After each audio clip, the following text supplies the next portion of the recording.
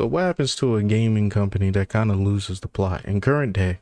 I think a perfect example of this is Etheria Restart's devs, but not in the super harsh critical way that I see a lot of people who barely play this game kind of take the approach of. I'm going more from the player's point of view. I want to know what some of the best players and people who actually played the game for a little bit and decided to quit think about Etheria Restart. So the best place to get that, where all the opinions kind of get into a nice, neat platform that we can get into, is Reddit. Now, before we get into the Reddit post, obvious disclaimers: it is a small subset of the community. Also, they are not always right. So being super opinionated means you're not always right. You're not always 100% accurate. But fortunately for you guys, I'll be going through it and seeing what's actually going on with the Etheria Restarts community. I'm on our Etheria Restart. It's the unofficial community, has 11k hyperlinkers. Let's get into it. This person is temporary star, so you know. Now we got to understand before we get into it, this person did translate their opinions from a different language. They are level 100. A lot of you guys are not level 100. Top 100 in arena. A lot of you guys are not top 100 in arena, especially free to play. So this person obviously was using their resources and their time pretty to a great effect to enjoy the game at the highest level they can. So hey, good for them, but we got to see what we can extract from their opinion, because it might be a little skewed. I enjoyed the game at first, and honestly, when they showered me with a ton of summons early on, I was surprised, thinking I could finally have fun playing.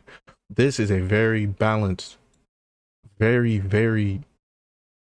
relatable take that a lot of us have who started this game, who had a bunch of summons at the beginning and enjoyed playing it. They also went into, they have a lot of crystals, but it felt very weird because I quickly realized I actually get to use never actually get to use most of the characters unless I bought energy. Now they kind of go into the point of, yo, I have to use crystals to actually get the most out of my characters. If you want to play at a high level, which I was saying, you would have to spend crystals. Those same crystals you want to use on like dark units and summoning for the best like dark units in the game, because they usually are the ones that you really want. I know a lot of people are kind of going for the, you know, the red, blue, green units now, but light dark are usually what you want to go for. You realize most characters without yellow lattice are useless trash. You get a lot of characters and some take a half a year to max out. By then new ones are already out. Why even summon them if I can't play them? So this has been a huge complaint to the community.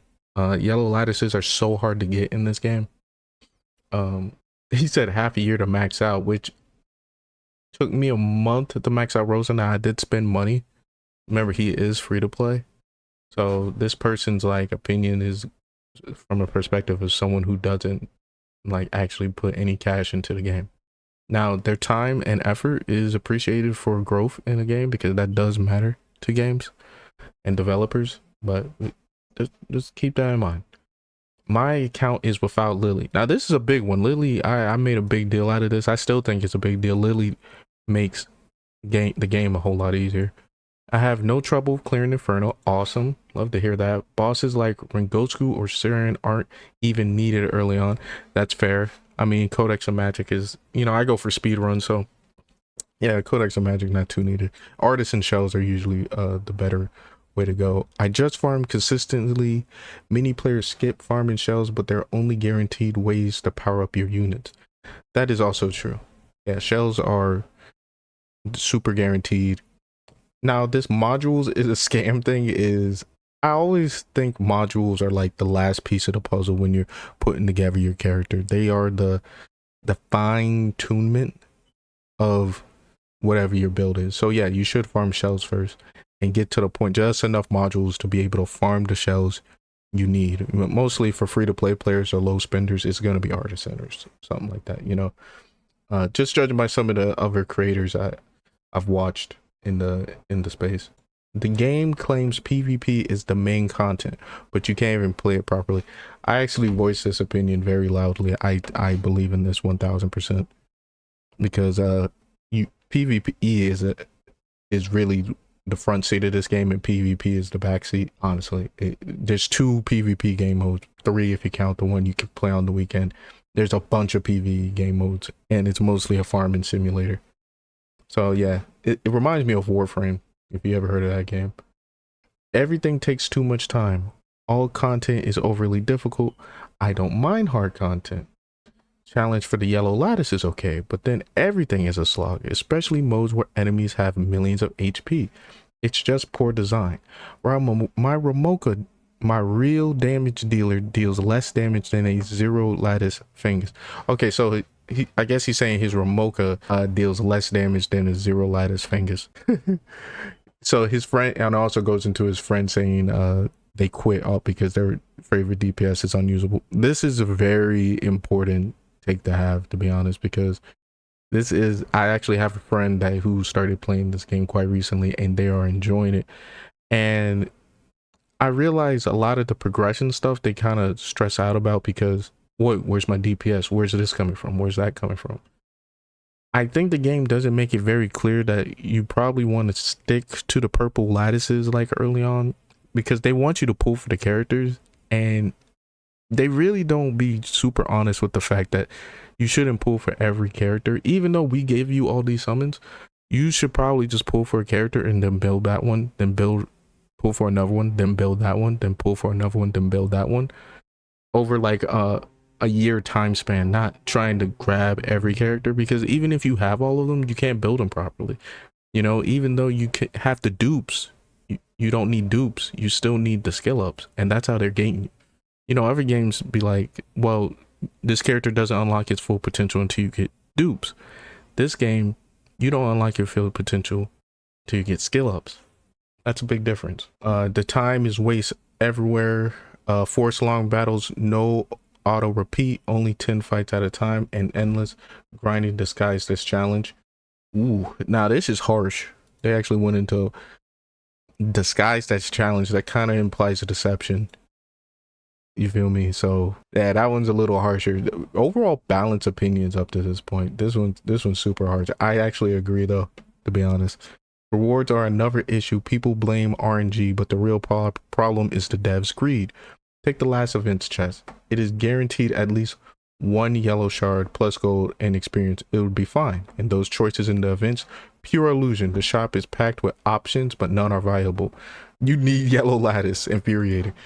Yeah, I think the event's not giving you shards for yellow lattices, because like other games give you shards for dupes, right? So this game not giving you shards for your skill ups is actually quite concerning to the game's overall health, because you want to give players a reason to do your events.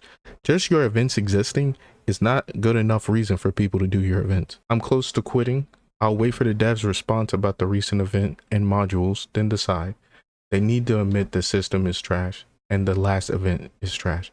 So they want a little accountability from the devs. The way they kind of been maneuvering around these people's questions, it's been very emotional. So I think you're not going to get accountability. I don't think they're going to say the last event is trash. And if they do, I don't think they're going to actually do anything in the short term to actually hope that. Okay. Oddly, shelf farming is the only part I enjoy. I agree with this. I love farming shells. And I think it was a great idea to do that instead of pulling on a weapon banner. And I think that's what really saves the game in certain regards. Because that's a lot of money people spend like pulling for weapons in other games. But my upgraded shells are the only thing keeping me here. Even then, the stat rolls need a rework.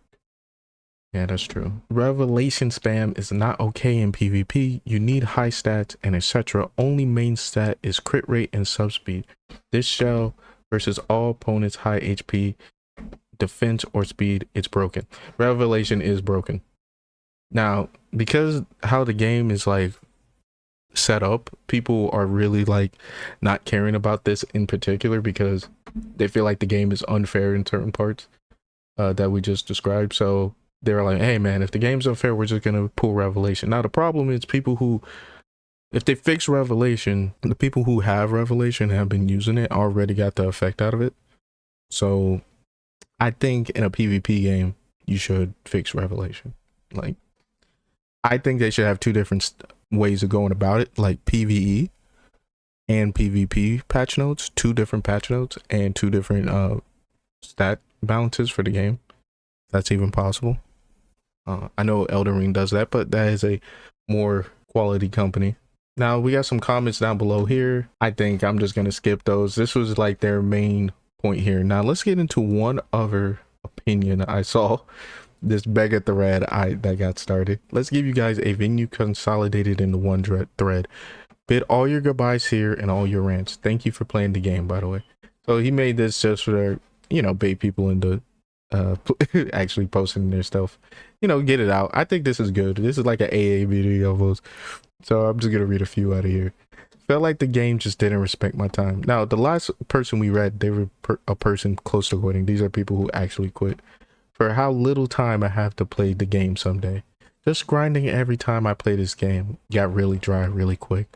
I also feel that the same game is unnecessarily hard. The game's got potential, but it just ain't for me. Keep having fun, y'all. Maybe I'll be back later. This was a very nice post. This was a very balanced, very awesome post. I love I don't really like super emotional things, so yeah. He basically was breaking down like, man, this game's just, I just don't have the time for it. Oh, a Summoner's War player. We'll read this one and get out of here. As a 10 years Summoner's War player, I really thought this game would be my new Summoner's War. I even quit Summoner's War for a month to focus on this. It's been a month since the game been out. But after this awful shell change, trash events, economy systems, and all the unnecessarily hard farming content, it's just not the same game I hope for anymore. This game has so much potential, but the devs clearly don't know how to make it shine.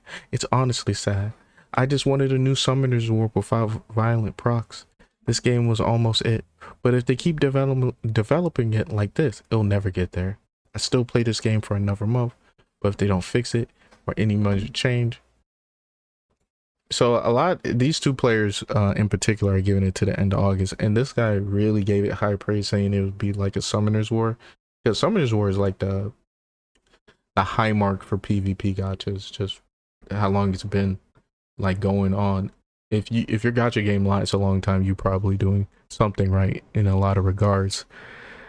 Just maybe not super perfect for all the players there. So that's the end of my video, man. How long y'all think Etheria Restart is gonna last? That's how some of the Redditors are feeling. How I'm feeling, I'm still playing it. Maybe I'll give it to the end of the month too, but I don't like putting ultimatums on stuff like that. Me personally, I'm gonna keep playing casually. I love the union I'm in, and keep just putting on for them, and hopefully they'll keep trying to make some changes. And now I want to get into really quick, as the player space gets smaller and smaller, funny things happens when the player base is big. A lot of these negative opinions are like kind of huge, but as it gets smaller and smaller, it becomes more positive, because the only people who are staying are the ones who play the game on a heavy basis. That is the core fan base. That's how you get to the core. And once the core fan base is okay with the game, I think they'll be in a good spot and have real longevity in the gacha space. But how small they're willing for their fan base to get, that's up to them.